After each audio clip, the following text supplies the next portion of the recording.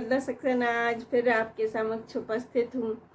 बहुत दिनों बाद आज मन की बात लेकर आपके सामने आई हूँ और आशा करती हूँ कि आप सब अच्छे से होंगे और खुशहाल होंगे। आज एक बड़ा मार्मिक सा टॉपिक लेकर आपके समक्ष उपस्थित हूँ। बागेश्वर धाम की जय और बागेश्वर धाम महाराज को मेरा कोटि कोटि वंदन और नमन।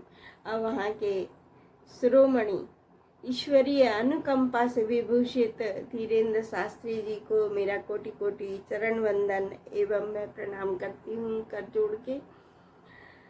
ये उनके ऊपर ईश्वरीय अनुकंपा है जिससे वो विभूषित हैं, उन्हें ऐसी शक्ति प्राप्त हुई है।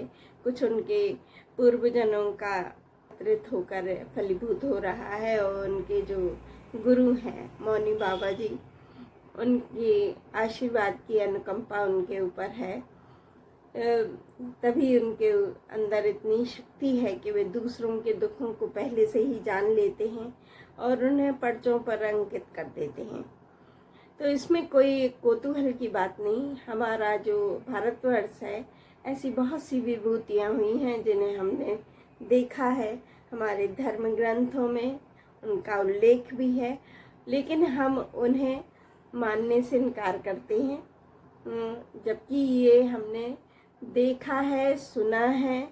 और अभी भी क्या आप नहीं जानते कि महाभारत में जो संजय थे, उन्होंने धृतराष्ट्र को के मंत्री तो थे, लेकिन वो श्री कृष्ण भगवान के अनन्य भक्त थे।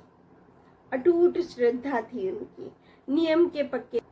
लेकिन उनके अंदर वो शक्ति कहाँ से आई जो उन्होंने युद्ध का पूरा विवरण धृतराष्ट्र को बता दिया। ये बात तो आप सभी मानते हैं ना, और ये सत्य भी है, महाभारत में इसका उल्लेख है। तो आपने देखा खाटू बाबा, जो हम अपने आचरण से, अपने व्यवहार से, अपने इष्ट के प्रति अनुकंपा से उसको विकसित करते हैं, तो उसका इतना विस्तृत रूप सामने आता है कि जो साधारण से हमें असाधारण बना देता है। ऐसे आपने कई उदाहरण देखे होंगे। तुलसीदास जी को ले लीजिए, उन्होंने अपनी इसी इष्ट के प्रति अनुकंपा से और उनके आशीर्वाद स्वरूप रामायण लिख दी, जिसे हम आज वाचन करते हैं और उसका अनुकरण करते हैं और बहुत कुछ सीखते हैं उससे। सूरदास जी को ले लीजिए, वो आँखों के बिना होकर भी उन्होंने भगवान का ऐसा चित्रण किया कि शायद कोई आँख वाला नहीं कर सकता। तो उन्होंने अपनी उस ग्लैंड को डेवलप किया ना। होती सबके पास है, लेकिन उसका हम 5% इस्तेमाल करते हैं। अगर हम उसको साध लें तो अपने कर्मों से अपने इष्ट के प्रति पूरी भक्ति भावना रख करके और अपने आचरण को बदल करके, तो हम भी उसको विकसित कर सकते हैं। लेकिन उसे साधना पड़ता है, ये एक साधना है। गायन, वादन, कला, ये सब साधनाएं हैं। कलाकार अपनी कला में खो जाता है और वो खुद विश्वास नहीं करता कि ये कृति हमारी ही बनाई हुई है। एक संगीतकार ऐसी धुन, विलक्षण धुन, अकेले में बैठ के वो ऐसी विलक्षण धुन बना देता है कि जो हम हजारों साल बाद सुनते हैं तो हमें लगता है कि जैसे वो आज ही बनाई हुई। मानसिक शांति मिलती है उसे सुनने से और बड़ी प्यारी लगती है। तो ये सारी क्या है, ये सब हम देख रहे हैं अपने जीवन में, लेकिन मानने को तैयार नहीं। आपने देखा होगा, सत्य श्री साईं बाबा को देख लीजिए आप, उन्होंने ऐसे कितने चमत्कार किए, कैसे संभव हुए? क्या वो भी झूठता? आप मानते हैं ना उस चीज को? आपने उनके चमत्कारों को सुना भी है। उन्होंने कई रेकी के सिंबल बनाए हैं और वो जिसके सिर पे हाथ रख देते थे वो स्वस्थ हो जाता था, जिसको ऊदी दे देते थे वो ठीक हो जाता था, और मीलों दूर से आए हुए व्यक्ति का सारा हाल वो जान जाते थे, उसकी मदद करते थे। कितने सरल थे, दूसरों का परोपकार करते रहे पूरे जीवन। एक झोपड़ी के नीचे उस नीम के पेड़ के नीचे बैठे रहे। वो नीम का पेड़ उनके बैठने से उसकी पत्तियां मीठी हो गई, पतझड़ में उसकी पत्तियां झड़ती नहीं। ये क्या सब आप नहीं जानते? बारे में सुना होगा। उन्होंने अपनी पत्नी अहिल्या को श्राप दिया, वो पत्थर की शिला बन गई। क्या ऐसा मुमकिन है?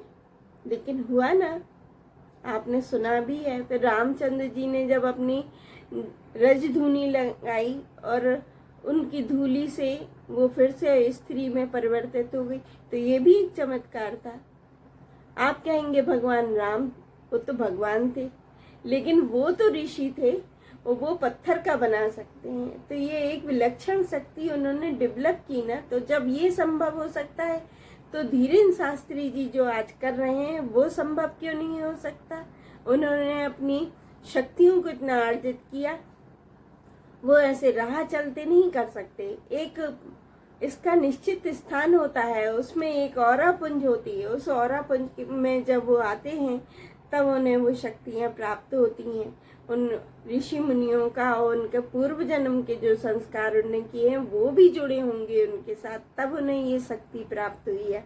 अभी कितने 22-23 साल का एक बच्चा और उसके अंदर इतनी विलक्षण शक्ति, क्या बुरा कर रहा है? वो गरीबों का और सबका कल्याण कर रहा है, सबके दुखों को दूर कर रहा है, अपने सनातन धर्म की पताका को फहरा रहा है। तो क्या इसमें बुरा है? आपको एकजुट होकर उनका साथ देना चाहिए। हम सनातनी हैं, हमारा सनातन धर्म बहुत पुराना है। इस तरह से आपने और भी उल्लेख, आप जितने चाहेंगे उतने उल्लेख आपको मिलेंगे, लेकिन ये हमारे धर्म में ही संभव है। लेकिन मैं इतना जानती हूँ कि आपने मस्तिष्क को इतना ऊर्जावान है कि उसका हम केवल 5% उपयोग करते हैं। यदि हम इसको ध्यान करें और साधना करें तो हम इसे विकसित कर सकते हैं और साधारण से असाधारण बन सकते हैं। इसमें कोई संशय की बात नहीं है। मैं फिर से एक बार धीरेन्द्र शास्त्री जी को, योगेश्वर धाम को मैं कोटि कोटि वंदन करती हूँ। उस स्थान की पवित्रता है, तभी आज वो उनके धीरेन्द्र शास्त्री जी के रूप में परिलक्षित हो रही है। बस उस नाम धीरेन्द्र शास्त्री जी को एक बार मैं फिर से उनके गुरु चरणों में वंदन करती हूँ कोटि कोटि, और उन्हें मेरा कोटि कोटि प्रणाम।